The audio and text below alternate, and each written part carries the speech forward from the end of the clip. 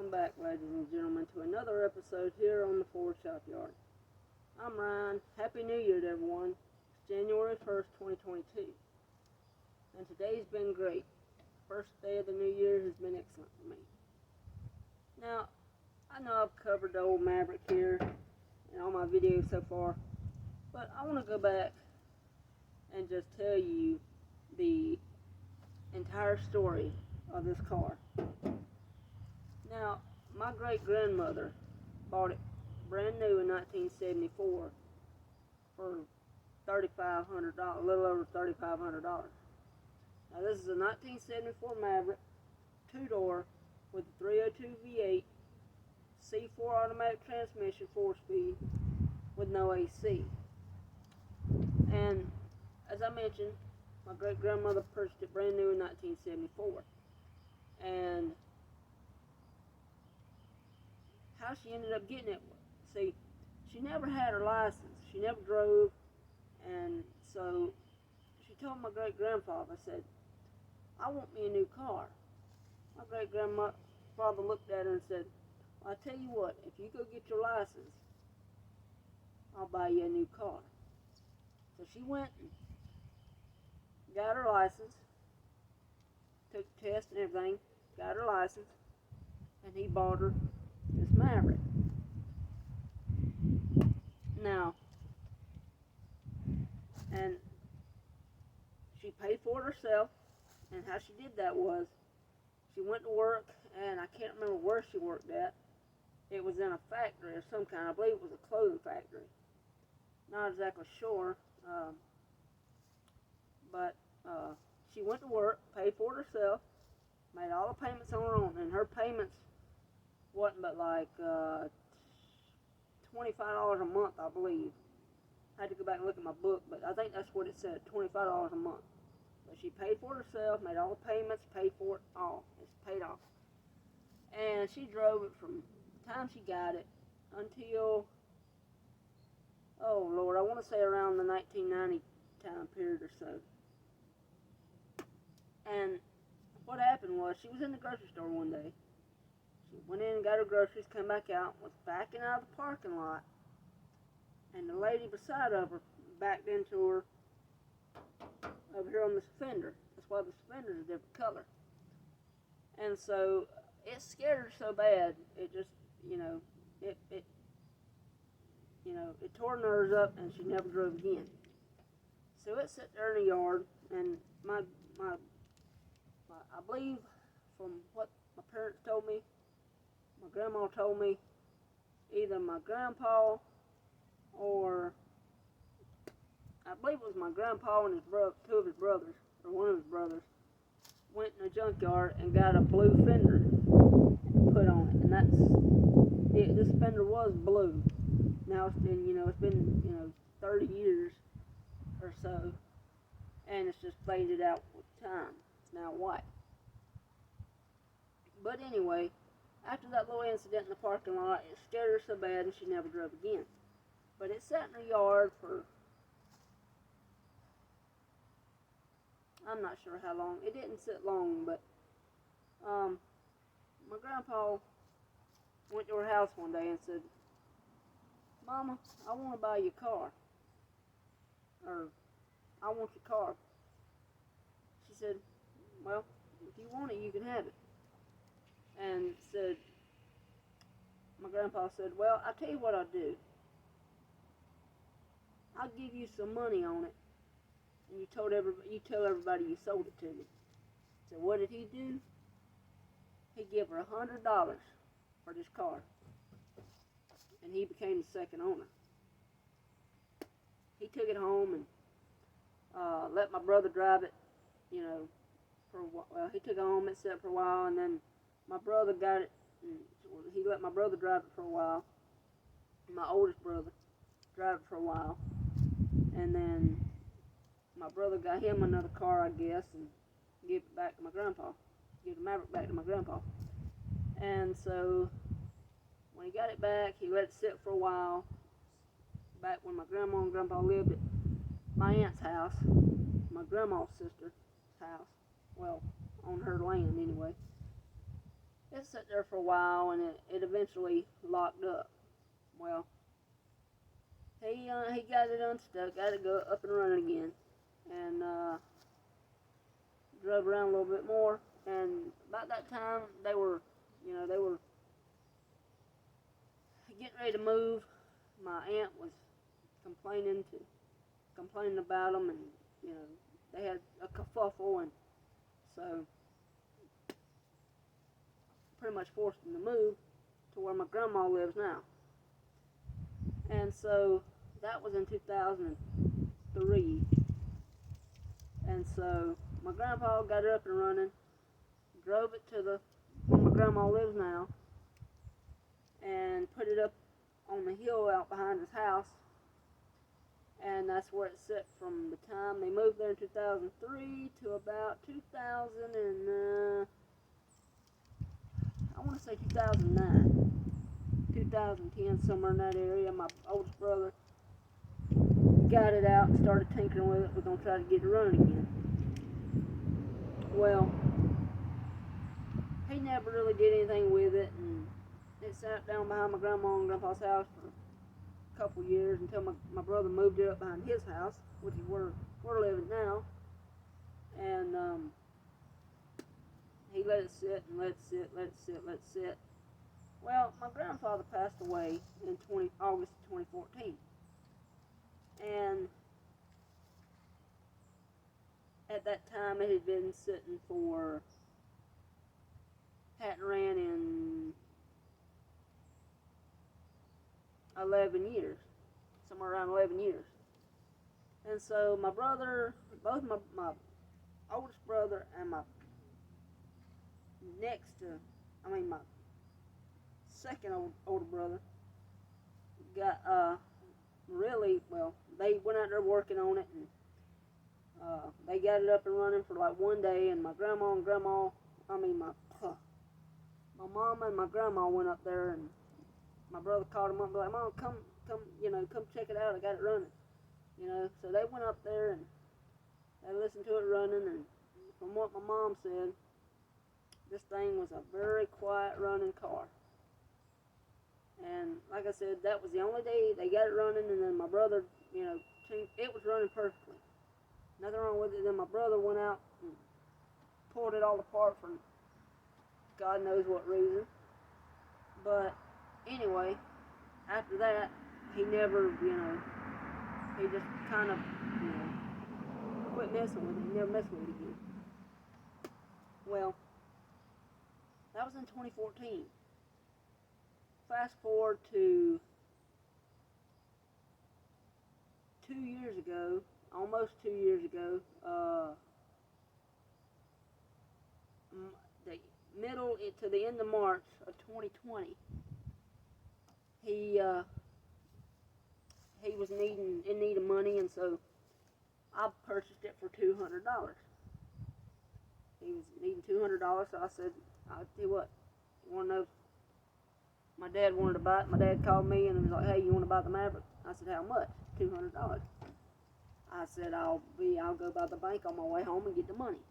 Went home, went by the bank, got the money, give it to him, and this car is now mine, and I'm third owner.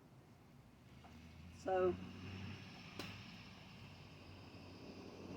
from the time I got it in end of March, beginning of April 2020, when I got it, it was in just terrible shape. I mean, it's still not in great shape, but it's in better shape now, and it looks better than it did when I first got it. When I first got it, it was sitting pretty much on the ground. The only tires on it were the front tires. The back tires were gone. The rear end was locked up. The starter was off of it. It had no intake. Had no intake, no carburetor, no nothing. And the motor was locked up. So I brought it home. My cousin and my mom's, cousin and myself loaded on this trailer and brought it home to where it is now. And I mean, we don't live here anymore, but I mean, this property here is, it's ours. So we brought it here, and from then on, I've been working on it you know, whenever I get time. And so I finally got the motor unstuck. I worked on it for a good at least 2 or 3 months. Never could get it unstuck. I pulled the heads, I lubed up the pistons, push rods, lifters. I pulled all that off. Worked on it, let it sit. Worked on it, let it sit. Tried to work it back and forth. It wouldn't budge an inch. And so finally one day, my mom's cousin came over, and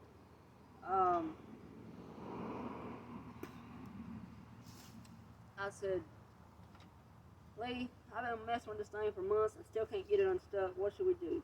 He said, well, the only other thing to do now will be to slide the cam out and see if we can do something then. So he and I slid out the cam. We popped out the lifters, and I took my drill, my impact, and pulled the backing plate off the cam in front of the cam. We took a screwdriver and popped the cam out, slid it out. He took his a socket and a long extension breaker bar, put it on the crank, and with one pull, this motor was unstuck. Interesting little side story.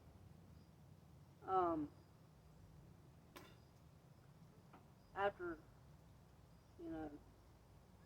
we got it unstuck, well, actually, let me back up just a little bit.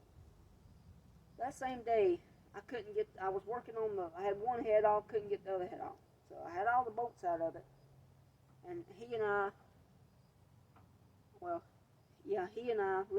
removed the head. And in the very back cylinder number 4, it was down, the piston was down, I'd say it was halfway down. And it had oil in it, and it was something real grimy in it. I said, what in the world is that? And I stuck my finger in it. I said, he said, that's sand down in there. I said, no, how in the world is sand getting the motor down in there when it's been sealed like that for years? I still don't know. Anyway, we rotated the cam, got all the crap out of it, and luckily the sand, it didn't mess up the piston wall, or the piston. I got it rotating good. I went out there, I'd go out here and rotate it once a week or so, just to keep it lubed up. And I finally got everything I needed. I put the heads back on, new head gaskets, tore the heads down, spent $125 on a brand new intake manifold, put it on new gaskets, spent $50 on a brand new carburetor, 2-barrel carburetor, it's on, and new timing chain and guide, and I put a lot of parts on this car. Did a lot to this car. Anyway, got it all back, put back together, rebuilt, and got a new starter, new water pump. Still got to put the starter and water pump on, but all that's new, got to put it on. And I searched for a year to find new starter bolts. I looked everywhere, couldn't find them. So, I finally broke down. I said, you know what? I'm going to go look at the best place I know. And I had a lot of people, send me links and things. So I finally got the starter bolts. And luckily they fit. And, they go in, not no problem. And so all I got to do now is put the starter on. Finished working on the motor, water pump, alternator. Got to get some pulleys. And time it up good. I got to replace the distributor. And a few other things. But other than that, once I do all that, I can fire it up no problem. But going back to right after I got it, the rear end was locked up, and so after I got it here, I got the wheels and all, found wheels for it to fit it, and got it all on. And the second time I moved it, because it was right over here, just behind where the Bronco's sitting now. And me and Lee, I said, I want to pull the Maverick up some, and I pulled it up to about where the camera's sitting right now. Was about in that spot, a little over toward that way some. Anyway, we hooked it up in my truck and took a chain, hooked it up. And my cousin got in there and steering it for me, and as soon as I put some tension on it, and it moved, and the rear end broke loose. And so I'm thankful for that. I want to change the rear differential fluid, new floor pans, new headliner, new seats, new seat belts, new dash, new AM/FM radio, and I'm gonna completely restore this car. But I am the third owner, and I've always wanted this car, and I'm so thankful it's now mine. But I'm gonna restore this car, and I'm gonna make my grandpa proud. His birthday's coming up. He would have been 81 on January 6th. He would have been 81 years old, and so he always wanted to do something with this car, but was never able to due to his health. And so I'm gonna do what he was never able to do and restore this car to its former glory and make him and my great grandmother proud. So, but that's the entire story on this car. I will tell you everything I've done to it. Like I said, I rebuilt the motor. I put wheels and got it back on all four wheels and tires. I've replaced the headlights, headlight switch, ignition switch, trunk lock cylinder. All that's been replaced. New wipers, things like that. And I gotta get new headlight retainer rings because that's why the headlight in there now. But that's all to come in 2022. And so I hope you've enjoyed this video on the backstory of my 1974 Maverick. If you enjoy this content, please don't forget to like, comment, and subscribe to the Ford Shop Yard. Thanks for your support.